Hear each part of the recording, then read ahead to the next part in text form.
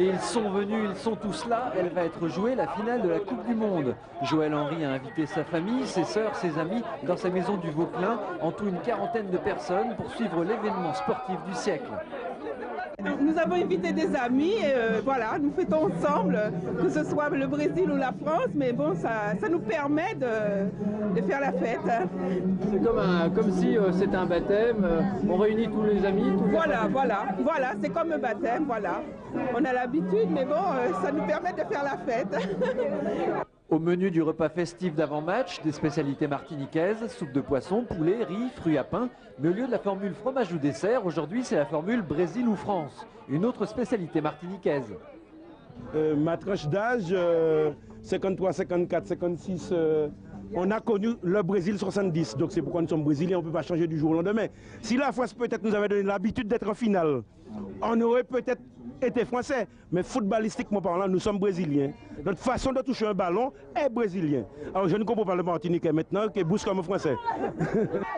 Brésil! Brésil!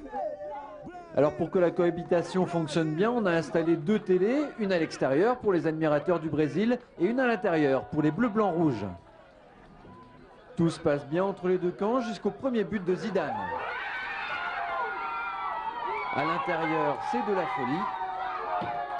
Et bien sûr, à l'extérieur, les pros brésiliens commencent à douter.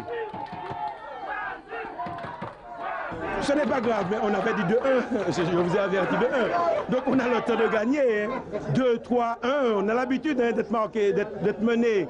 Donc c'est pas un problème, ça c'est un faux problème. Pour le moment, je bois une bière pour faire descendre le but.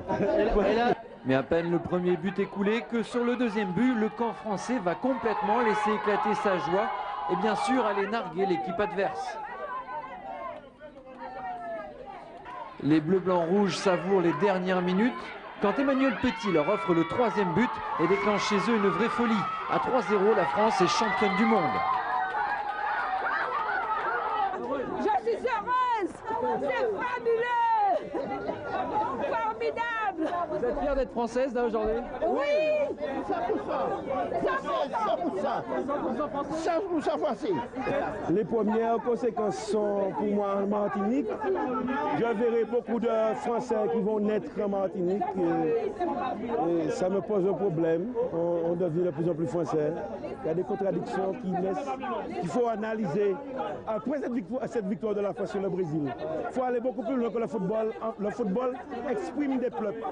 Mais finalement, les querelles du peuple s'estomperont. Pro-brésiliens et pro-français renouent leur amitié autour d'un verre et le grand vainqueur restera toujours l'amour. Voilà, Jean qui rit, Jean qui pleure, c'est en tout cas la loi du sport et